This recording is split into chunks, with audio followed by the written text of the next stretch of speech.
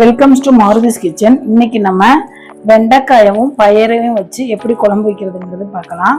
அதுக்காக நான் பயரை எடுத்துட்டு நல்லா வறுத்துட்டு 1 மணி நேரம் ஊற வச்சிருக்கேன். நல்லா கழுவி சுத்தம் பண்ணி எடுத்துக்கோங்க. மண்ணெல்லாம் இல்லாமல் கழுவிக்கணும். அதை ஒரு குக்கரில் சேர்த்துக்கலாம்.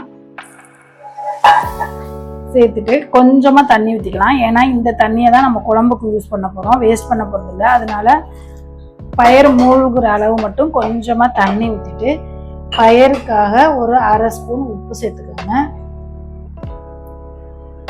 1/2 ஸ்பூன் உப்பு சேர்த்துட்டு குக்கரை மூடி 2 விசில் வச்சு எடுத்துக்கலாம். பயறு வெந்துட்டு இருக்க கேப்பில் நம்ம குழம்பு தாளிச்சு விட்டுறலாம். நாளைக்கு மண் சட்டியில் தான் வைக்க போகிறோம். அதுக்காக சட்டியை அடுப்பில் வச்சுட்டு சுத்தமான நல்லெண்ணெய் கொஞ்சமாக ஊற்றிக்கோங்க. எண்ணெய் நல்லா காயட்டும்.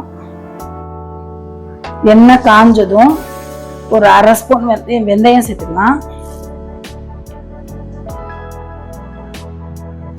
1/2 ஸ்பூன் சோம்பு,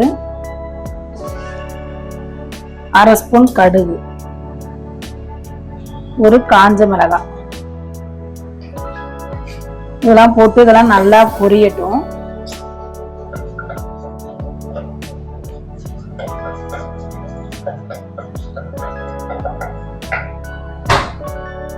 நல்லா வெடிச்சு வந்த பிறகு நம்ம சின்ன வெங்காயத்தை 2 கட் பண்ணி வச்சிருக்கோம், அதை சேர்த்துக்கலாம்.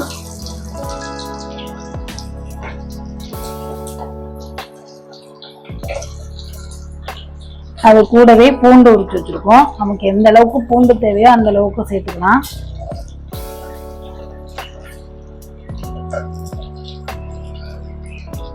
ஒரு கொத்து கருவேப்பிலை இதையும் சேர்த்துட்டு நல்லா வெங்காயம் கண்ணாடி பதம் வர வரைக்கும் வதக்கிக்கோங்க.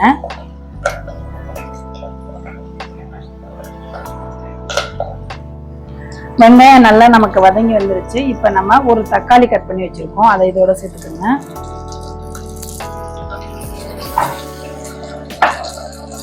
தக்காளி நல்லா சீக்கிரமா வதங்குறதுக்காக உப்பு சேர்த்துக்கலாம். ஆல்ரெடி நம்ம பயர்ல உப்பு சேர்த்துருக்கோம், அதனால உப்பு கொஞ்சம் பார்த்து சேர்த்துக்கோங்க. சேர்த்துட்டு தக்காளியை நல்லா வதக்கிக்கோங்க.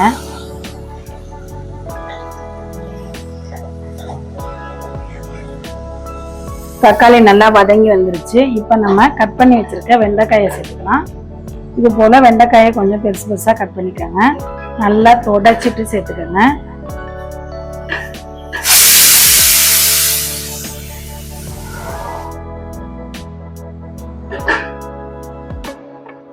சேர்த்துட்டு வெண்டைக்காயோட கொலக்கொலப்பு தன்மை போற அளவுக்கு நல்லா வதக்கிக்கலாம். இதுலயே எண்ணெயிலேயே நல்லா வதங்கினோம்னா பிசு பிசுன்னு இல்லாம நல்லா வந்துடும். அதனால நல்லா கொஞ்சம் அடுப்பை ஸ்லோல வச்சுட்டு வதக்கிக்கோங்க.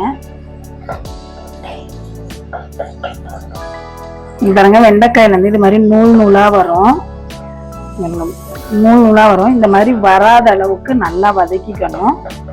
இன்னும் கொஞ்ச நேரம் நம்ம எண்ணெயிலே வதக்கணும்னா இந்த மாதிரி நூல் நூலா இல்லாம நல்லா ட்ரை ஆயிடும்.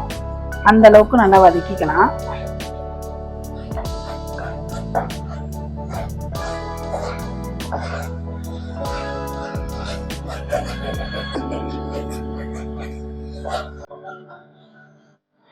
குழம்பு நல்லா கொதிச்சு வெண்டைக்காய் நல்லா வெந்து வந்துருச்சு. இந்த சமயத்துல நம்ம வேக வச்சு வச்சிருக்க பருப்பை இதோட சேர்த்துக்கலாம்.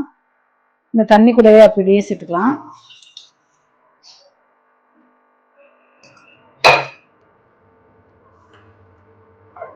நல்லா சேர்த்துட்டு இதுவும் நல்லா கொதிச்சு எண்ணெய் பிரிஞ்சு வரட்டும். அந்த அளவுக்கு கொதிக்க விட்டுக்கலாம்.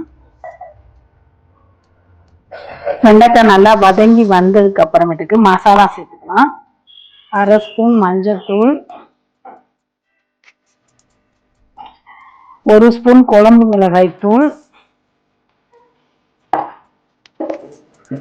2 ஸ்பூன் மல்லித்தூள்,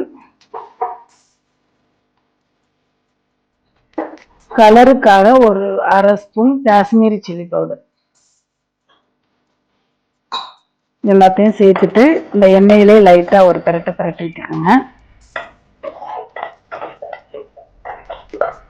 இப்ப நம்ம லெமன் சைஸ் அளவு புளி எடுத்துட்டு கரைச்சி வச்சிருக்கோம், அந்த தண்ணியை இதோட சேர்த்துக்கலாம். இதை சேர்த்துட்டு இந்த வெண்டைக்காய் இந்த தண்ணியிலேயே லைட்டா கொதிச்சு வரட்டும். எக்ஸ்ட்ரா தண்ணி சேர்க்க வேணாம், ஏன்னா நம்ம பயிரில் தண்ணி இருக்குது, அதனால் எக்ஸ்ட்ரா தண்ணி சேர்க்க தேவையில்லை.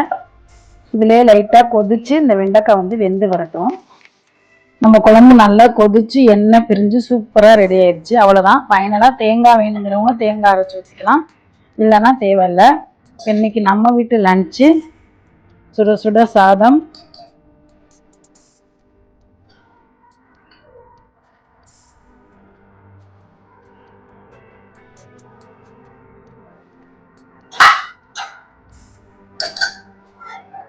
வெண்டைக்காய் போட்டு பயறு புளி குழம்பு,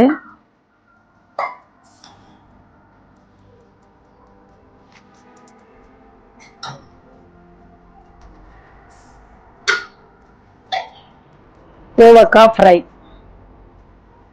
உங்கள் வீட்டில் இன்னைக்கு என்ன லஞ்சுன்னு கமெண்டில் போஸ்ட் பண்ணுங்கள். வீடியோ பிடிச்சிருந்துச்சுன்னா லைக் பண்ணுங்கள், ஷேர் பண்ணுங்கள், கமெண்ட் பண்ணுங்கள். மறக்காமல் பெல் ஐகானை கிளிக் பண்ணிவிட்டு மார்பிஸ் கிச்சன் சேனலுக்கு சப்போர்ட் பண்ணுங்கள். பாய். Joy to the world, the Lord is come. Let earth receive her King. Let every heart prepare him room. And heaven and nature sing, and heaven and nature sing, and heaven and nature sing.